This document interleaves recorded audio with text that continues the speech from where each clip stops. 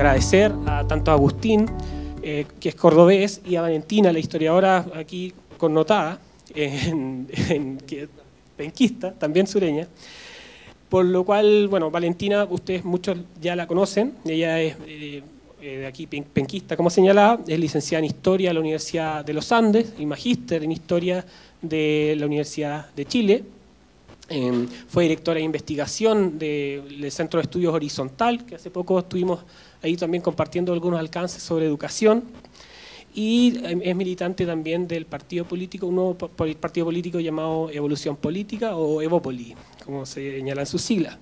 Por otro lado tenemos a Agustín, que es cordobés, bueno, él ha escrito cerca de 4 libros, el tema actual que recientemente en coautoría escribió, que se llama La Nueva Izquierda, Ideología de Género, Subversión Cultural, uno de sus libros, y también ha escrito otro como Mitos Setentistas, La Gran Farsa, un libro que analiza todo el gobierno de los Kirchner. Estudió en el Centro de Estudios Hemisféricos de Washington, D.C., y acaba también de terminar su carrera de ciencia política en Córdoba. Bueno, para comenzar y darles la bienvenida, agradecer toda su presencia, vamos a proceder a hacer algunas preguntas, alcances, para comenzar esta discusión, en la cual es, ¿cuáles son los orígenes del mito o realidad de la llamada ideología de género? Esta va a ser la primera pregunta que va a ser respondida por los expositores acá, y que yo creo que podemos partir por Valentina para comenzar, y después rotamos en la siguiente pregunta para ir entregando distintos alcances. Así que dentro de la discusión va a haber alguien que va a entregarles un papelito para que puedan escribir, y luego vamos a leer esas preguntas al final para poder nutrir más la discusión con preguntas del público. Sí, las respuestas son de 5 minutos, así que voy a estar yo con cronómetro acá, voy a ser pesado para que podamos terminar a la hora. Así que partamos nomás. Ya, a ver, hay que distinguir la llamada ideología de género, que por ejemplo es lo que sostiene Agustín Laje y Nicolás Márquez en su libro. Yo creo que es un completo mito. Realmente parece que el periodo de los Kirchner a Agustín le hizo bastante mal y terminó escribiendo un libro como el que escribió, digamos, ¿ya? Es un libro casi de ciencia ficción, de teoría de conspiración, etc. No existe una ideología de género en el sentido de un pensamiento único y organizado que quiera destruir los valores de la cultura cristiana occidental, que quiera destruir la familia, que quiera instaurar la pedofilia, como sostiene el libro, que quiera incluso validar conductas como la necrofilia, la zoofilia, etc. No existe eso, ¿ya? Incluso lo que ellos llaman el feminismo radical, en autoras, por ejemplo, de los años 70 y 80, que se dedican a la llamada teoría de género o utilizan la categoría de género como una categoría de análisis en el ámbito de las ciencias sociales, tampoco existe eso, digamos, eso que acabo de mencionar. Lo que sí hay es un término que es el género, que es como dije, es un concepto que incluso no nació, digamos, en el feminismo, sino que nació en la medicina, en una medicina bastante conservadora y bastante biologicista, digamos, no me voy a alargar en eso, y que fue recogido en los años 70 por algunas autoras, algunas feministas, digamos, como para explicarse cuáles son las causas, digamos, culturales o sociales de la desigualdad o de la subordinación, digamos, para ellas, digamos, de las mujeres respecto de los hombres, digamos. Existe, y inicialmente se entendió, digamos, el concepto de género como lo cultural versus lo biológico, que era el sexo, digamos. Eso es lo que existe, digamos. Ahora, y además hay distintas visiones, distintas teorías, y todo un debate bastante complejo en torno a este tema, que el libro, por ejemplo, de Agustín Laje y Nicolás Márquez no se hace cargo de ese debate, hace una simplificación radical, digamos, respecto a este tema, y mete todo en un mismo saco, digamos, por ejemplo, distintas autoras que incluso entre ellas tienen matices, y el movimiento homosexual, que no necesariamente recoge, digamos, al detalle o directamente los planteamientos teóricos de estas autoras feministas, digamos.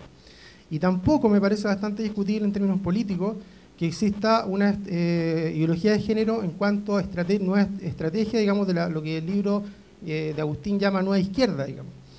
Es discutible, si bien es cierto que después de la Guerra Fría la izquierda recogió temáticas culturales como el indigenismo, todo el movimiento LGBT, etc., es discutible que sea un tema, digamos, que la izquierda lo ponga como prioridad, ¿ya? Que reemplace, digamos, la prioridad, por ejemplo, luchar contra el sistema económico capitalista, o sea, que reemplace eso, digamos, que fue lo tradicional, por luchar por temas culturales, los llamados en Chile temas valóricos, etcétera. Si bien agarra esa agenda, es verdad, no la toma de manera principal. Y eso se ve, por ejemplo, en Latinoamérica. De hecho, por poner un solo ejemplo, Rafael Correa piensa exactamente igual a Agustín Laje en temas de la ideología de género. Es absolutamente conservador. Busquen, por ejemplo, YouTube, Rafael Correa, ideología de género, y prácticamente un resumen del libro de Agustín Laje. El país, digamos, más atrasado en materia de derechos de la diversidad sexual es Venezuela, por ejemplo, que es un país chavista. Quizás, digamos, Agustín, digamos, está influido por la experiencia argentina, que obviamente se legalizó el matrimonio igualitario, el matrimonio homosexual, y se estableció una ley de identidad de género. Y es verdad que ese país siendo de izquierda, o sea, el gobierno siendo de izquierda, que el gobierno de los Kirchner, digamos, estableció, digamos, avance en favor de las personas de la diversidad sexual o de la comunidad LGBTI, pero es una excepción, digamos, en Latinoamérica. Entonces no es tan claro que sea así. Segundo, y con esto voy terminando, el libro sostiene que la ideología de género, la llamada ideología de género por ello, no solo se refiere a un pensamiento, a un conjunto de teorías, de intelectuales, sino que también participan de la ideología de género o forman parte de la ideología de género como actores, como cómplices, etcétera, las mismas personas de la diversidad sexual. Es decir, un gay, una lesbiana, un transexual, un transgénero, etcétera, también forma parte de esta estrategia de la izquierda. No es que hagan una distinción entre las personas, a pesar de que en un momento lo dicen, y las ideas. Para nada lo hacen. Acá yo tengo citas bastante claras, digamos, en torno a ese punto. Por ejemplo, una persona como Deidre McCloskey, una pensadora liberal que estuvo acá hace 3 semanas, sería también parte de la ideología de género y sería también cómplice para el libro de esta estrategia de la nueva izquierda. Yo creo que nadie pensaría, los que conocen a McCloskey, que es una persona de izquierda.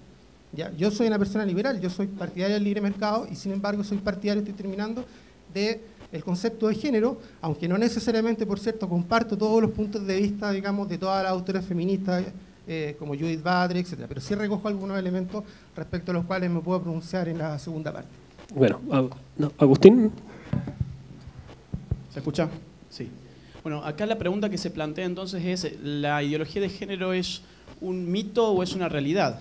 Yo diría que es una realidad en tanto ideología, entendida tanto en sus términos epistemológicos, es decir, como el plexo de ideas que están reñidas con las evidencias de las ciencias empíricas, es decir, esta es la visión de la ideología en términos clásicos, como en la versión política de la ideología, como plexo de ideas capaces de catalizar la movilización política.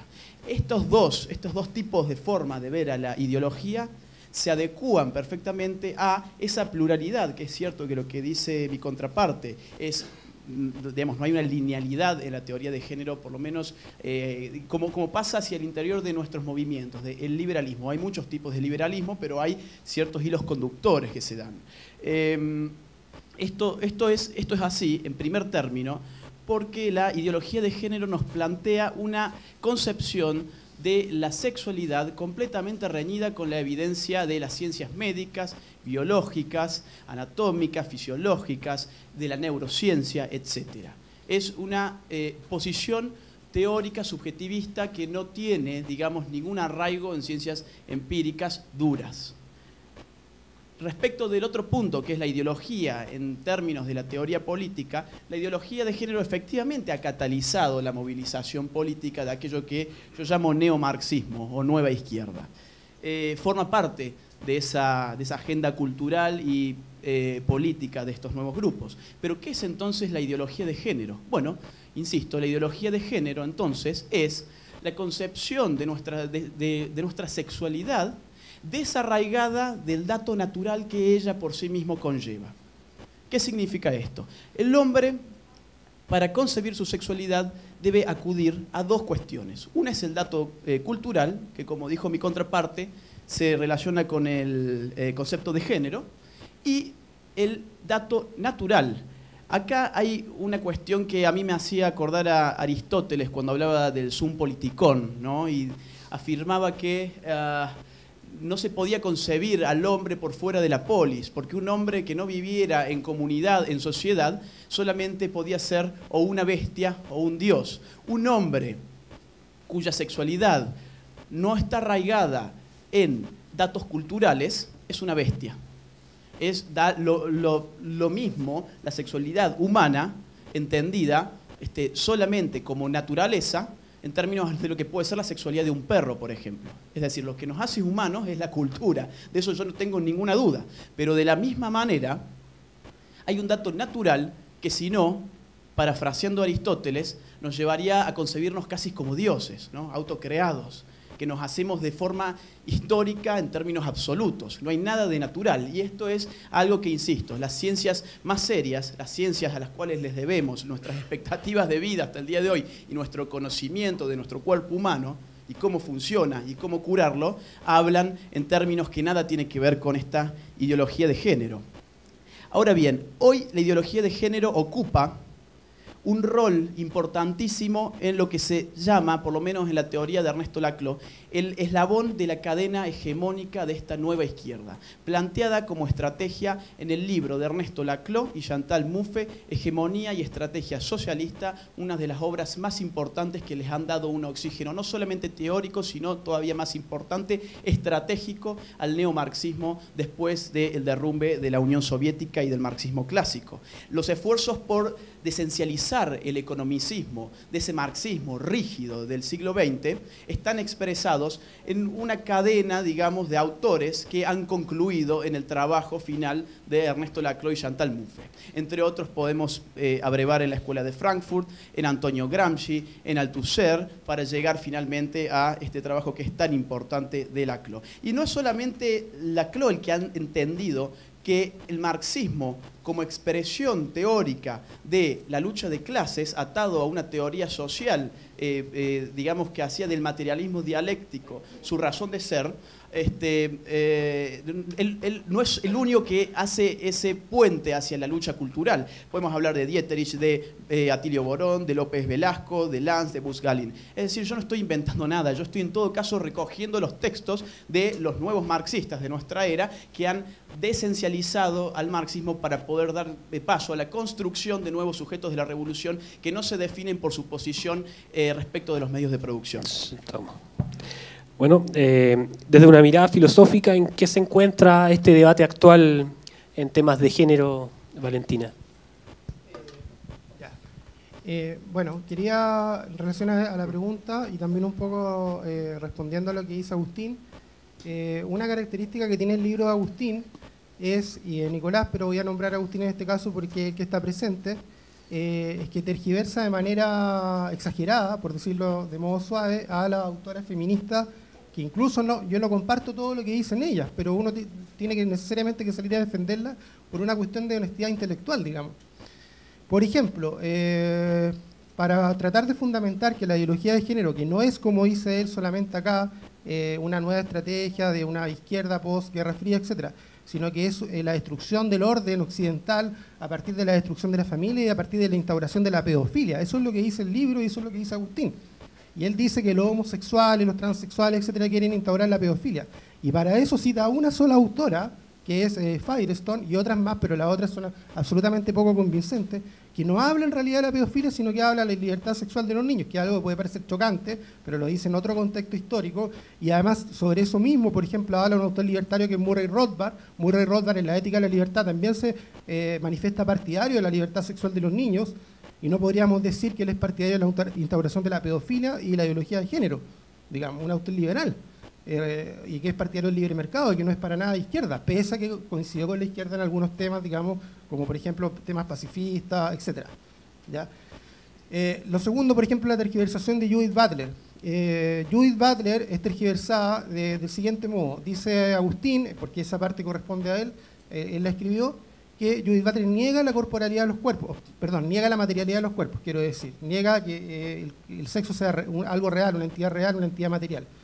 Eso no es así. Lo que ella dice, no es, Y lo dice Agustín a partir de una frase que es famosa de Judith Butler, que dice: el sexo siempre fue género. Lo que quiere decir Judith Butler es que sobre el sexo también existe una interpretación, digamos. No es que el sexo sea lo objetivo absolutamente, lo matemático, 2 más 2 es 4, sino que también, digamos, sobre el sexo también es género, porque sobre el sexo también, voy a decir los conservadores, para decirlo de manera simple, que tienen una visión esencialista de la sexualidad, elaboran un discurso. Por ejemplo, elaboran un discurso de que solamente hay 2 sexos, cuando existen, por ejemplo, las personas intersexuales. Hay básicamente tres categorías de intersexuales, como lo ha establecido la bióloga estadounidense Anne Fausto-Stirling, y ella habla de que existen 5 sexos en realidad en vez de 2. ¿Y qué dice Agustín? Agustín dice, bueno, pero es una anomalía que hay que corregir. O sea, los niños intersexuales, bajo esta visión conservadora, como ocurre de hecho en los hospitales, son operados para ser corregidos. Los niños que nacen, por ejemplo, con testículos interiores, etcétera, que nacen, digamos, con sexo, llamémoslo lo que antes se llamaba hermafrodita. Solamente hay que corregir porque es una anomalía. ¿Y eso acaso no es una ideología? ¿Eso no es, digamos, una interpretación? ¿Acaso eso no es un discurso?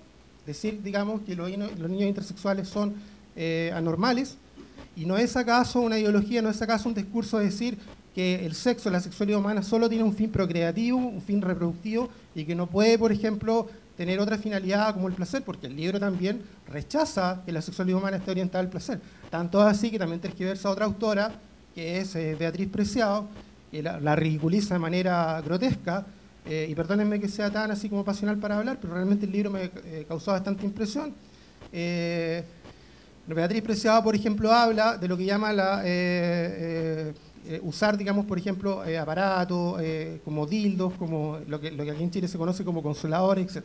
Happy Jane, no sé si conocen la cadena Happy Jane. Bueno, para Agustín, Happy Jane sería también parte de la ideología de género de la conspiración mundial para destruir, digamos, el orden occidental, la familia, instaurar la pedofilia. Happy Jane también es parte de la ideología de género. Incluso se toma la molestia, lo que me causó risa, de empezar a explicar cómo la vagina y el pene, digamos, tiene sensibilidad, mucha mayor sensibilidad que, por ejemplo, un brazo, ¿ya? Porque Preciado dice que uno se puede excitar con un brazo incluso. Agustín, fue una joda, ¿ya? Así como dicen en Argentina. No está diciendo exactamente, lo que está diciendo es que una mujer, por ejemplo, no necesariamente necesita un pene real, también una mujer puede disfrutar, por ejemplo, con un dildo, es decir, con lo que aquí en Chile se conoce como consolador, ¿ya? Yo, sinceramente, se me acabó la plata, quería regalar un dildo, digamos, para que tú experimentes, ¿ya? Pero se me acabó la plata porque igual soy una persona transgénero, soy una persona que no gano mucho, digamos, soy bastante discriminada todavía en este país. Sí. Agustín, el tema del debate actual del tema de género. Antes nada, para hacerlo rápido, digamos, a las respuestas. Bueno, creo que estás haciendo una tergiversación del análisis de Butler. Hay más citas que esa de, en verdad, el sexo siempre fue género. Sobre el tema de Beatriz Preciado, yo no critico el uso del dildo. Eso es una falacia tuya. Lo que yo critico es el libro, el manifiesto contrasexual, que nos propone hacer una revolución contra el heteropatriarcado capitalista, es decir, una revolución de izquierda, a través de prácticas contrasexuales, entre las cuales incluye la masturbación del brazo con un dildo. Entonces yo me mofo de eso. Y tengo que llegar al ridículo de explicar por qué alguien puede tener un orgasmo con su vagina o con su pene y no con el brazo. De hecho, esto que se plantea como un recetario de cocina, como quien cocinar un pollo, ella te explica, por ejemplo, cómo masturbarte el brazo. Y el último punto siempre es fingir un orgasmo. Y yo tuve que llegar al ridículo, que realmente es ridículo, de empezar a explicar desde las ciencias médicas por qué podemos tener orgasmos desde lo que ella considera que son los órganos sexuales hegemonizados por el heterocapitalismo. Entonces, guarda con eso, ¿no? A mí me hubiese encantado que me hayas regalado un dildo, no por abuso personal, pero por ahí para jugar algo con alguna chica puede ser algo divertido. En fin, vamos al tema rápido. ¿Cuáles son los orígenes de esto? Los orígenes de esto yo los encuentro en el feminismo de primera ola, que fue un feminismo completamente noble, liberal y que surgió como consecuencia de los paradigmas liberales tras las revoluciones liberales clásicas, Francia, Estados Unidos, Inglaterra, nombres como Olympia de Gauche, Candice Stanton, Wollstonecraft, John Stuart Mill, etc. Lo que pedían era igualdad ante la ley, poder votar, ser votados, ir a las universidades, etc.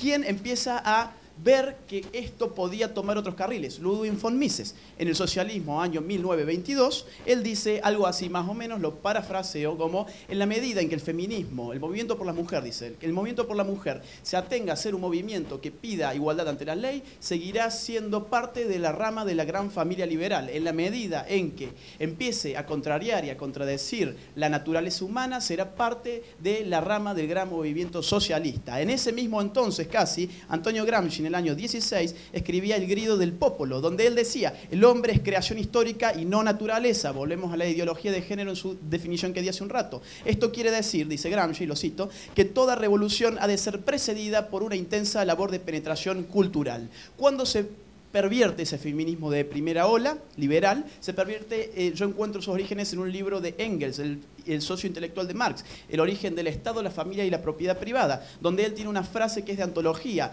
en la familia el hombre es el burgués y la mujer es el proletariado. ¿Qué estaba haciendo Engels? Estaba creando un puente entre los conflictos de clase y lo que él llamaba los conflictos de sexo en esa época. Pero ¿qué ocurre? Ponía a la mujer en subordinación de su lucha a la lucha de clases por la teoría social propia del marxismo. Llegó la revolución a Rusia. La mujer no solo que no se liberó, sino que fue más oprimida todavía. Ahora tenía que tener relaciones sexuales con los hombres en base a los criterios de clase. Eso está, bueno, el libro desarrollado en un subcapítulo, etc. Hubo, digamos, no una liberación de la mujer a partir de la revolución de las clases, sino todo lo contrario. Eso va a dar pie a revisar ese feminismo de segunda ola y va a nacer la ideología de género. El primer hito que yo encuentro en términos bibliográficos al respecto es el libro de Simone de Beauvoir, esta maoísta, pareja de Sartre, que escribe El segundo sexo, donde se resume su tesis en una frase que dice: no se nace mujer, llega uno a serlo. Insisto, no hay nada de natural en lo que traemos, sino hay un sistema que nos construye. Y si hay un sistema que nos construye, tenemos que atacar culturalmente a ese sistema. Esto se va a empezar a radicalizar cada vez más. Van a venir las feministas que mencionó mi contraparte, Kate Millett, Shulamit Firestone, Monique Wittig, que va a exclamar: la mujer no existe, siguiendo a Lacan. O sea, fíjense ustedes lo ridículo. Ella, ídola intelectual de un feminismo, dice que no existe el sujeto político que dice estar de su lado, ¿no? Y en los 90, Judith Butler, el género en disputa, con esta famosa frase que ya se citó: en verdad, el sexo siempre fue género. Es decir, no hay nada natural que traiga a nuestro cuerpo, sino todo es una construcción de la cultura. ¿Estoy pasado? Bien. ¿Esto para qué sirve? Hay ahora una teoría queer que, si la mujer no existe, es parte de una estrategia discursiva para poder incorporar en ese movimiento a personas no mujeres, los transexuales, los transgéneros, etcétera, etcétera, etcétera. Siempre frente a lo que nos oprime, que ¿qué es? Esto es un hilo conductor de todas estas teóricas: el heterocapitalismo. ¿Deberían los estados legislar sobre esta temática? Por ejemplo, las temáticas que se promueven a través de la ONU, algunas organizaciones internacionales, o a través del Estado, Valentina.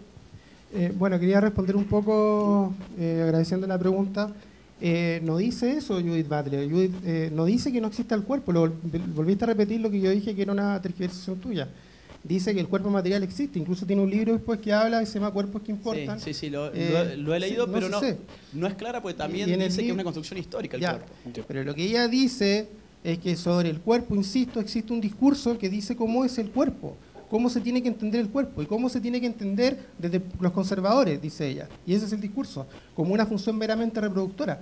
Por eso que tú dices que la intersexualidad es una anomalía, porque no pueden reproducir. Porque a ti lo único que te interesa en el libro, no es una crítica, espérate, no es una crítica atacándote personalmente, sino constatando tu ideología de género, porque tú también tienes una ideología de género, los conservadores también la tienen. Es que el sexo solamente tiene un fin reproductivo, ¿ya? Y volviendo a Preciado, eso del brazo, yo lo tomo como una joda, digamos, sinceramente. Te lo tomaste muy en serio y no era necesario que expliques, digamos, las posibilidades, digamos, erógenas de la vagina y el pene, etcétera. Otra cosa que tiene el libro es que el libro, yo considero que también tiene un discurso de odio contra la diversidad sexual. Por ejemplo, voy a leer un texto cómo se refiere a las personas transgéneras. Dice Agustín, el asunto no es que un hombre se crea una mujer encerrada, entre comillas, en un cuerpo masculino. Entre paréntesis, los transgéneros no se creen encerrados en un cuerpo masculino. o femenino, dependiendo del caso.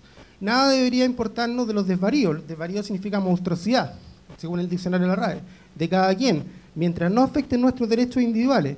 El problema que afectarnos es el objetivo de esta ideología y sus consecuentes militancias.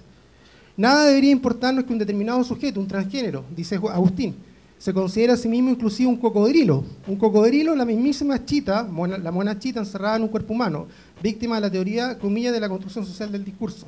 Esta frase el libro está lleno de estas frases refiriéndose a las personas, digamos, de la diversidad sexual.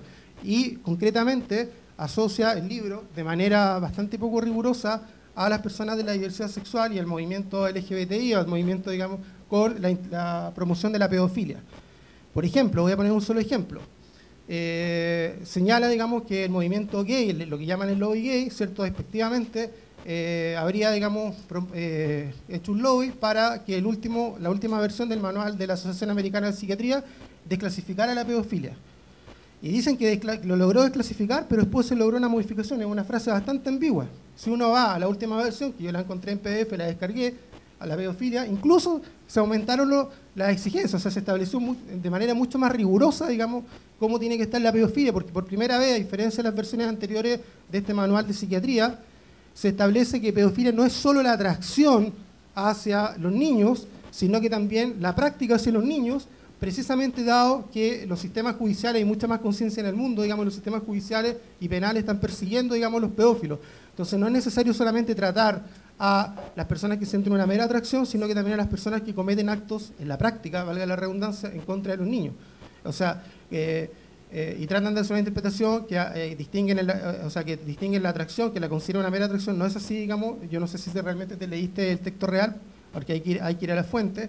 Y no es cierto que se haya clasificado la pedofilia, y no es cierto que se haya reducido a una mera atracción, sino que por el contrario, se incluyó, digamos, la práctica pedofílica propiamente tal. Y dónde está demostrado y que el movimiento gay, digamos, esté tratando de desclasificar la pedofilia, en el libro no está demostrado. He buscado información y Google me tira, digamos, me lleva a páginas evangélicas, católicas, qué sé yo, esotéricas, etcétera. ¿Te queda un minuto todavía?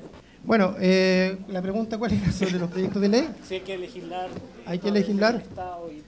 Mira, una cosa, Beatriz Preciado, si bien ella critica el capitalismo, y es verdad, yo soy pro-capitalista, pro-libre mercado, y si bien estas autoras son antimercado, son bastante, esto es importante entenderlo, son bastante antimercados, o sea, son antimercados de manera bastante soft, digamos, por decirlo así. Son como izquierda, lo que yo llamo izquierda Starbucks, digamos, ya un poco. Entonces, digamos, no me preocupa tanto, sinceramente. Yo creo que con esas teóricas perfectamente se puede dialogar desde un liberalismo, digamos, más moderno que acepta la diversidad y que acepta la teoría de género. ¿Y por qué digo esto? Porque el libro, por ejemplo, de Agustín no se hace cargo de la teoría, se preocupa solamente del tema de los dildos, del tema de las prácticas sexuales, porque casi se escandaliza, digamos, Agustín, y no se preocupa de lo importante, que es la contrasexualidad. ¿Qué es lo que dice Beatriz Preciado sobre la contrasexualidad? Que el Estado no tiene que meterse en la identidad sexual de las personas. El carnet de identidad no debería tener masculino o femenino. Yo soy totalmente partidario de eso. Yo sacaría al Estado del masculino femenino, de las marcas de género, y lo sacaría de la institución de la familia. Ya, Agustín. Ok, bueno, voy a tratar de contestar la pregunta, se me hace difícil si la contraparte no la responde, pero sobre lo de Preciado. Ella hace un ataque muy frontal al sistema de mercado, sumamente frontal. Yo no entiendo qué ves de soft en eso. Sobre la pedofilia, que es otro tema que veo que te preocupa, es una consecuencia lógica y filosófica de lo que es la ideología de género. Si nuestra sexualidad se reduce al dato cultural y no natural, y son subvertibles todos los límites, ¿por qué no habríamos de subvertir también el límite de la relación entre niños y adultos? No, eso lo dice, por ejemplo, Kate Millett, lo dice Firestone, lo dice Torres, lo dice, bueno, en fin, Simone de Beauvoir en Una solicitada, etcétera. Es decir, la edad también es un dato cultural, y si el sexo es pura cultura, ¿por qué habíamos de legislar para prohibir las relaciones que incluso ahora se llaman, para no llamarlas la pedofilia, las relaciones sexuales intergeneracionales? Fíjense en el vocabulario cómo modifican el sentido común. Y esto aparte está pasando en partidos políticos en Holanda. Hay un grupo de sexólogos de Holanda que está pidiendo, por ejemplo, que el Estado sea el que produzca la pornografía infantil, con un sello que diga que el niño estuvo allí por su voluntad, etcétera, ¿no? Ahora bien, sobre legislar, que es el tema que nos ocupa en este punto, yo creo que hay un gran peligro para la libertad. Pero quisiera hacer antes esta aclaración que me une con Verbal, en el sentido de que el Estado no se tiene que meter moralmente en fijar lo que sería una identidad de género apropiada o no apropiada. Tiene que ser un Estado neutro, tiene que permitir que las personas se autoperciban como quieran. Pero no tiene el Estado por qué a mí obligarme a percibir a otra persona de la misma forma que ella se autopercibe. Y los mecanismos represivos del Estado están legislando en ese sentido. Si yo dijera en Argentina, no conozco acá en Chile, si yo acá en Argentina dijera, por ejemplo, que un travesti es un hombre que se disfraza o que se amputa sus genitales, por ejemplo, que conforme a los datos de las ciencias más exactas, eso es lo que es, yo podría ir preso. De hecho, en Canadá, Alan Elliot fue preso 6 meses por discutir por Twitter con feministas. Entonces, ¿qué tiene que ver esto con el liberalismo, no? Gramsci decía, el Estado es hegemonía más coerción. La hegemonía de la ideología de género es el dato de nuestros tiempos y tiene un aparato coercitivo que la está protegiendo. Déjenme que les dé algunos ejemplos de cuál es el peligro de legislar sobre estos asuntos. Fíjense en Suecia, el partido de izquierda está pidiendo leyes para obligar a los hombres a orinar sentados, porque quieren llevar la igualdad de género hasta el retrete. Allí tienen vocablos, digamos, ella y él se dice hon y han. Y ahora el Estado ha creado una neolengua que insertó la palabra gen, que no tendría carga de género.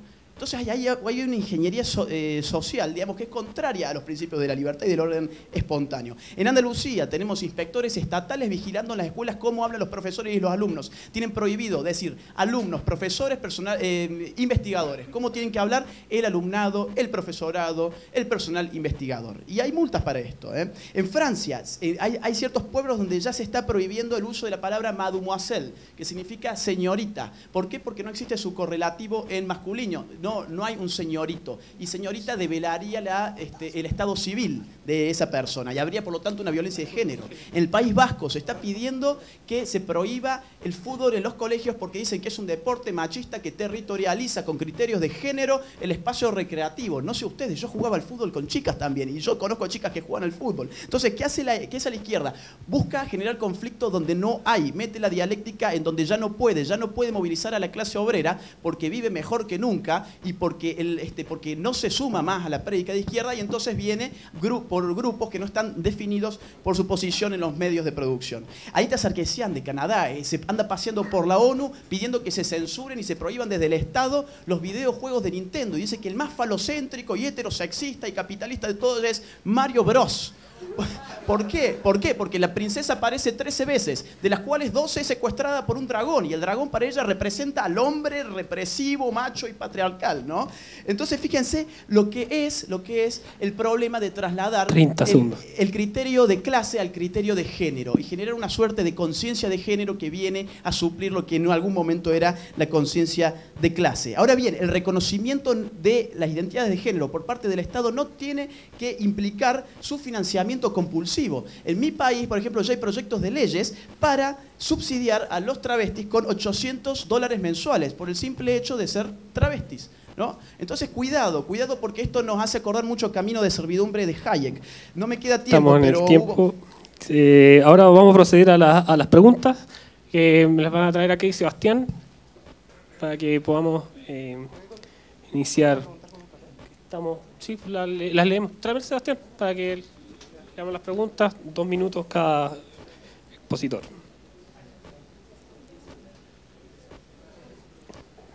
Sebastián. Pero pásame una por último.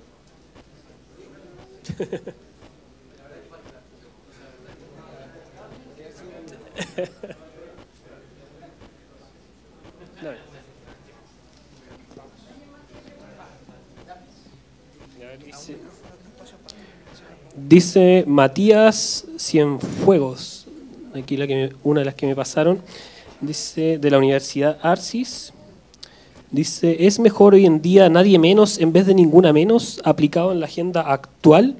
Que responda Agustín. Estoy completamente de acuerdo porque la izquierda hace siempre lo mismo, genera víctimas de primera categoría y víctimas de segunda categoría, víctimas que han de ser puestas en la visibilidad pública y víctimas que no. Le voy a poner un ejemplo. En Argentina mueren el 84% de hombres por homicidios por año. El 16% son mujeres. Sin embargo, hay una fijación por el problema de las mujeres que mueren a manos de hombre. ¿Está bien? Entonces nos dicen un eslogan de muere una mujer por homicidio por violencia de género cada 30 horas. Ustedes fíjense qué invisibiliza ese eslogan. Invisibiliza que en verdad muere una mujer cada 15 horas, no cada 30.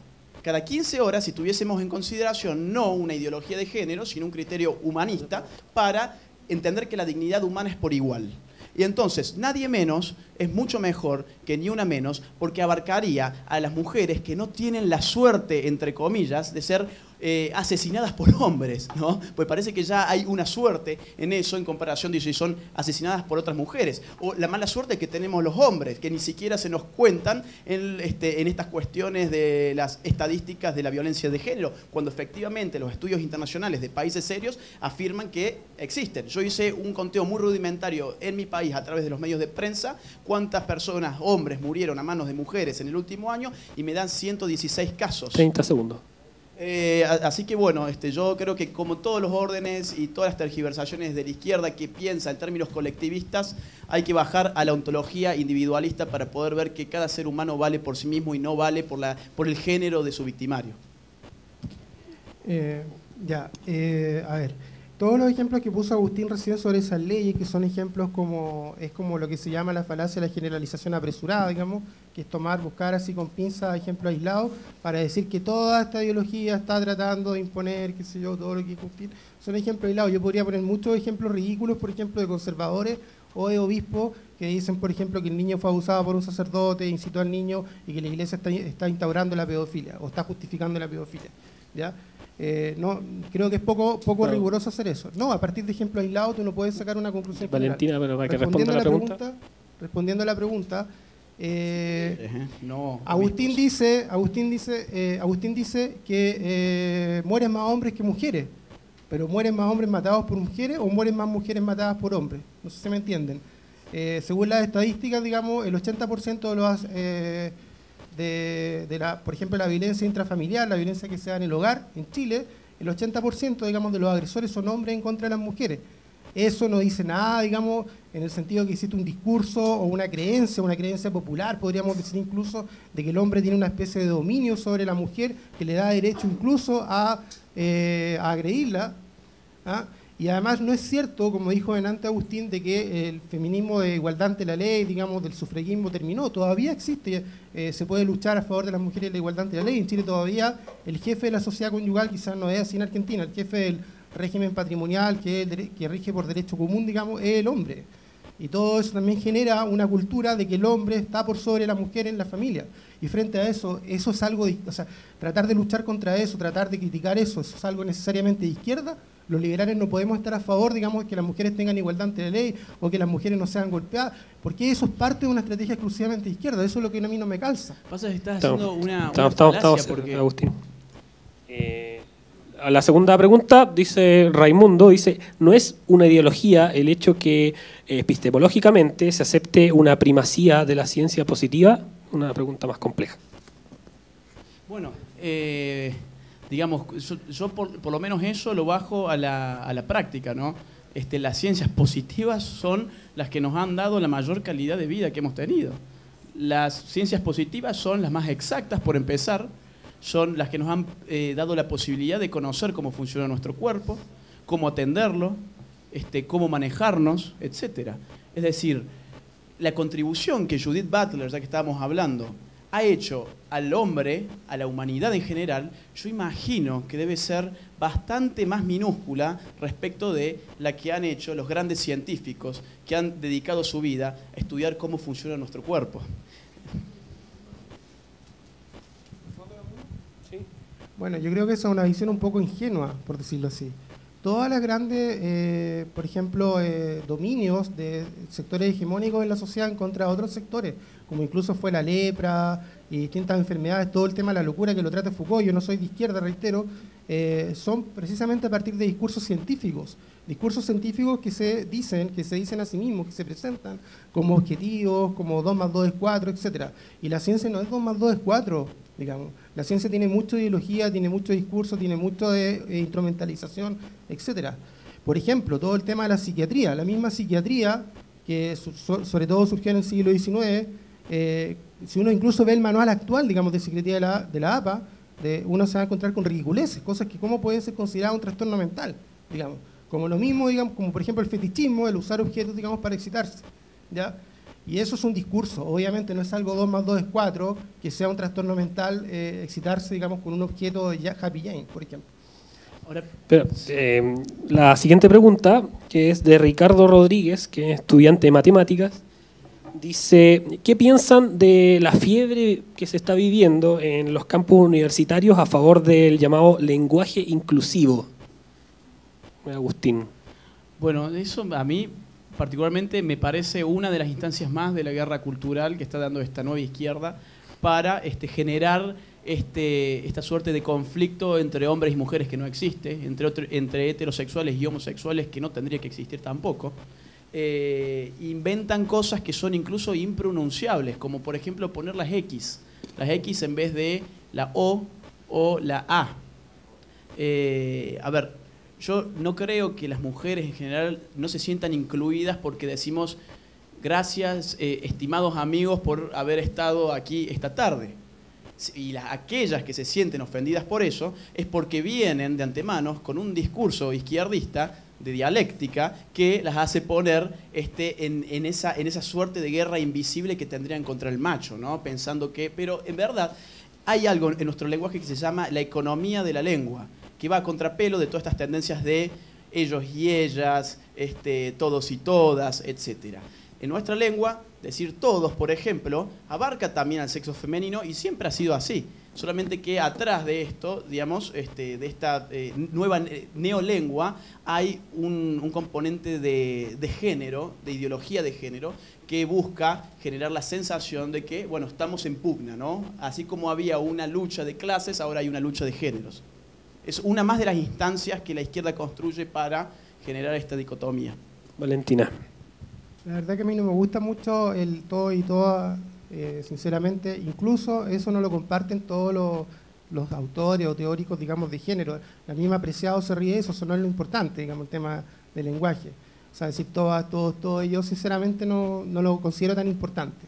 Pero sí me parece importante que no existan discriminaciones de parte del Estado en contra de personas porque pertenecen a minorías, discriminaciones arbitrarias en el sentido que el Estado tenga una sola visión, por ejemplo en el tema que estamos hablando, de la familia y de la sexualidad humana, una visión esencialista con un fin reproductivo, etcétera, y que de esa manera excluya. Yo preferiría que el Estado no se meta, como dije antes, pero si se está metiendo solamente a favor de los heterosexuales, excluyendo los homosexuales, los transexuales, etcétera, eso no estoy de acuerdo, obviamente. ¿Ah? Eso es lo que a mí me importa, digamos, que no existan discriminaciones estructurales, discriminaciones indirectas en contra, digamos, de las personas que pertenecen a minorías, por ejemplo, también frente al tema de los migrantes, etcétera. Pensar eso es liberalismo clásico, eso no es nueva izquierda. Es que eso es lo que yo no entiendo, cómo todo, o sea, creer, digamos, de que tiene que haber igualdad ante la ley, igualdad de derechos, va a ser nueva izquierda, necesariamente. Por último, es una conquista de civilización que la comparte la nueva izquierda y los liberales también la comparten, digamos. Bueno, hay unas preguntas que son personales acá, así que estoy buscando alguna que dice alguna Valentina, Danira. Dice, ¿cuál sería el objeto real del transgénero y su hegemonía si no es a nivel de civilización? No se entiende. Dice Rodrigo de la Fuente, estudiante de Ingeniería Comercial de la PUC, dice, bajo la premisa de que somos dueños de nuestros cuerpos, ¿no es la ideología de género una interpretación a la incapacidad de los liberales para atraer en cierta lógica a estas personas? Es que el liberalismo de efecto afirma que somos iguales en términos, digamos, frente a la ley. Yo coincido plenamente que tenemos que tener los mismos derechos independientemente de nuestras inclinaciones sexuales, que el Estado no nos tiene que discriminar en función de nuestras orientaciones sexuales, que, bueno, insisto, como se dice ahí en la pregunta, que somos libres de disponer de nuestro cuerpo, pero que hay algo que tiene que ver con la autopercepción, que es una idea que deviene de la ideología de género. Cada uno se puede autopercibir como tenga ganas. Es decir, si yo me autopercibo como Lionel Messi, por ejemplo, bueno, yo no tengo el derecho de pedirle al Barcelona que me contrate. No, porque dudo hacer algún gol como él. De la misma forma, si alguien se autopercibe, si un hombre, por ejemplo, se autopercibe como mujer, está excelente, el Estado lo tiene que reconocer, digamos, darle la libertad para hacerlo, pero no me tiene que obligar a mí, por ejemplo, a poner un cupo en mi empresa para hacer una contratación de gente transgénero. No me puede a mí obligar a dejar ingresar en mi propiedad privada un comercio, gente transgénero, etc. Eso tiene que ver con el liberalismo clásico, la libertad económica de los bienes que uno posee y la disposición de ellos. Entonces, estas nuevas ideologías traen un peligro para la propiedad que es el fundamento del liberalismo clásico. Qué bueno que Agustín sea partidario, por ejemplo, de la ley de identidad de género, lo que en Chile se está discutiendo. Silencio, por favor. Buena onda, son mis amigos acá, mis invitados. O sea, Agustín lo que está diciendo es que una empresa no se vería obligada a contratar un transgénero. Me parece bien, yo comparto eso. Yo como liberal no creo que una empresa esté obligada a contratar un transgénero, sinceramente, así como una cuota, algo así. Pero si un transgénero tiene derecho, si el Estado está reconociendo a una persona que no es transgénero, un transgénero tiene derecho a que se reconozca un sexo registral de acuerdo a cómo se autopercibe. Tú tienes derecho a no percibirme a mí como mujer. Porque para ti yo soy un hombre disfrazado de mujer y me parece bien, me da lo mismo, sinceramente. Perfecto, pero según donde yo en Argentina tendría problemas legales, por ejemplo. Pero yo tengo derecho a exigirle, si el Estado considera, digamos, de que las personas, digamos, pueden tener acceso a su sexo registral, cómo se autoperciben, yo también como me autopercibo tengo derecho, porque el que no es transgénero se autopercibe como no transgénero, el Estado lo reconoce como no transgénero. ¿Por qué a mí no me va a reconocer como transgénero? ¿Ah? No, ok, yo en eso coincido, pero no quiero que el Estado me obligue a mí a ser partícipe de una fantasía ajena. Vamos a la siguiente pregunta y de las últimas. Yasmín Gray dice, del movimiento Mujeres Reivindica, dice, ¿cómo se sostiene una teoría, cómo se sostiene la teoría de que de la violencia contra la mujer, de que la violencia contra la mujer es una invención del feminismo? ¿Sí es o no? No es una invención del feminismo.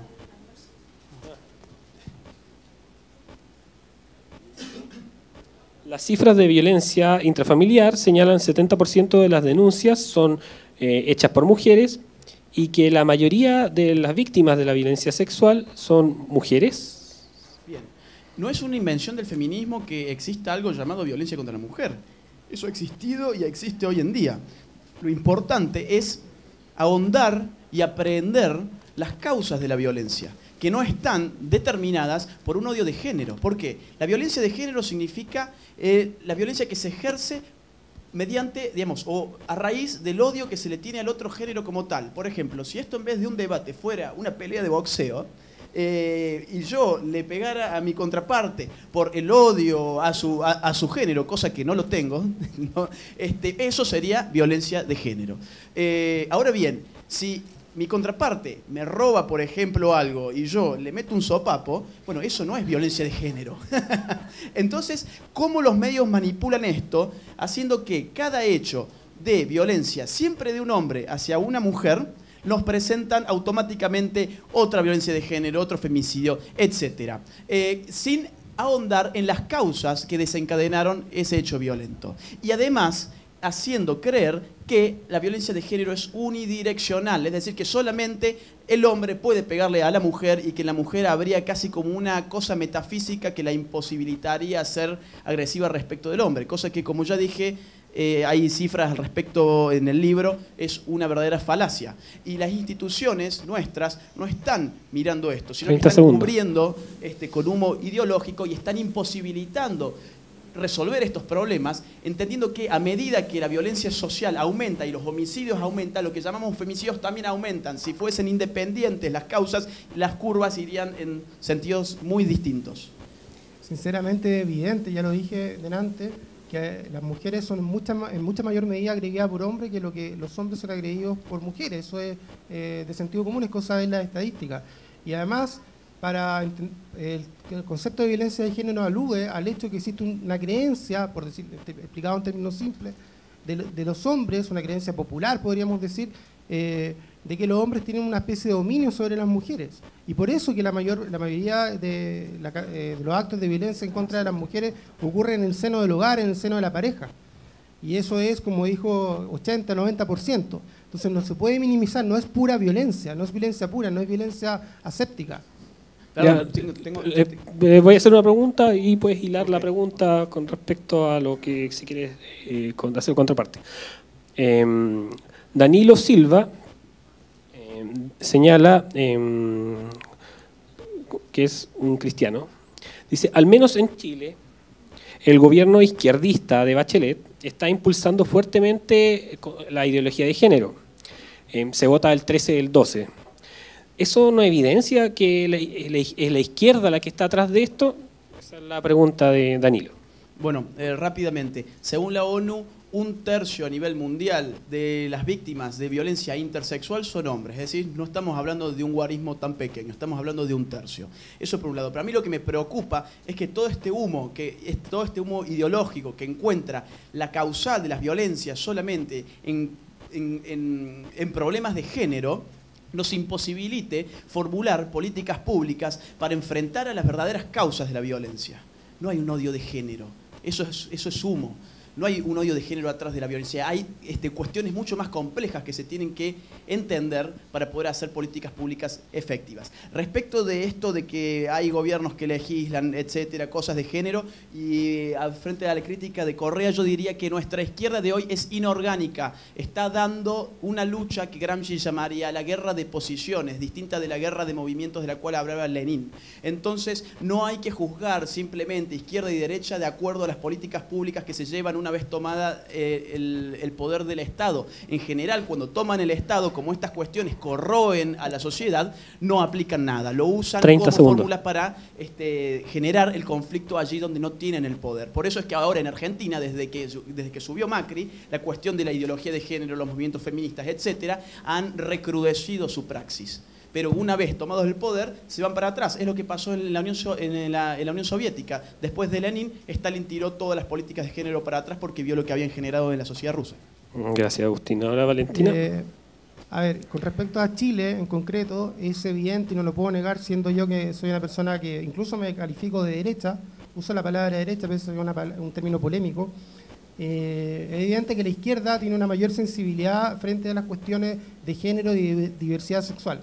El gobierno de Piñera, que presentó un proyecto de unión civil, no lo pudo aprobar por las presiones que tuvo de los sectores conservadores en la derecha. Eso no lo puedo negar.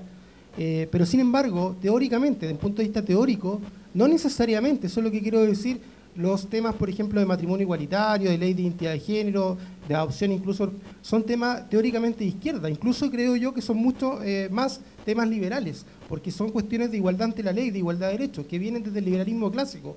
O sea, así como ayer, digamos, los nobles tenían privilegios, por ejemplo, que no pagaban impuestos en el siglo XVIII, y eso que generaron las revoluciones liberales americanas, francesas, etcétera, y para terminar con esa sociedad estamental, hoy día también vivimos con una, llamémosle entre comillas, digamos, sociedad estamental en contra de minorías y en contra de grupos que son estructuralmente discriminados por parte del Estado.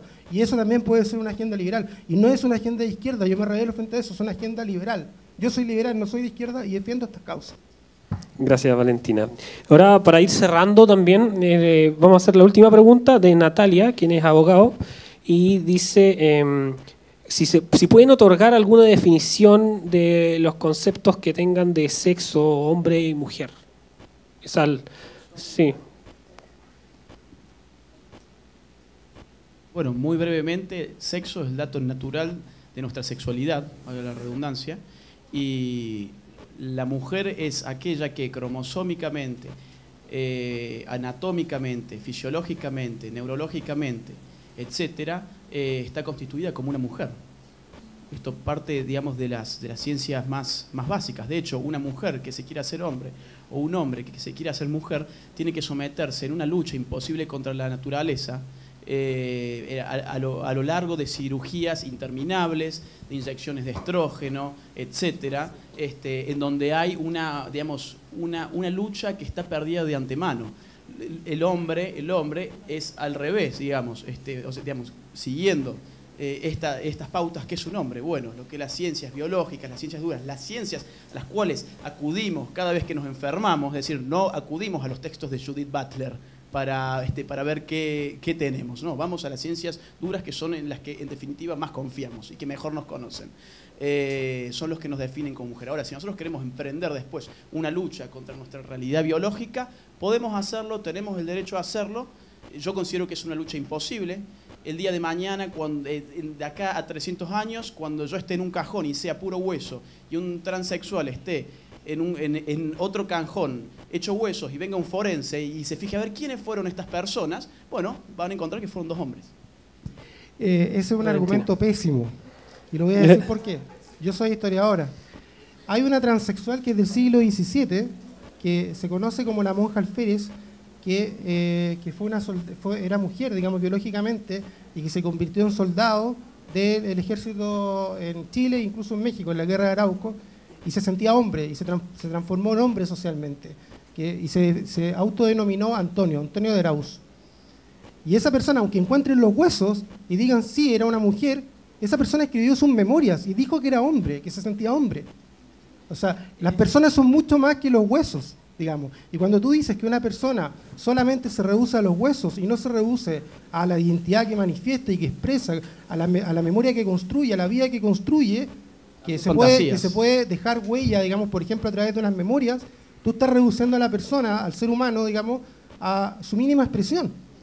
Yo estoy hablando de las ciencias duras, digamos, de la fantasía de cada quien. A partir de tu ideología, digamos que la ciencia dura solamente distingue que hay hombres y mujeres y que no hay identidades que puedan surgir de la autodeterminación de las personas. Sí, pero son las que nos curan en última instancia. Ya, muchas gracias, Valentina, Agustín, y a todos los asistentes por haber venido para acá.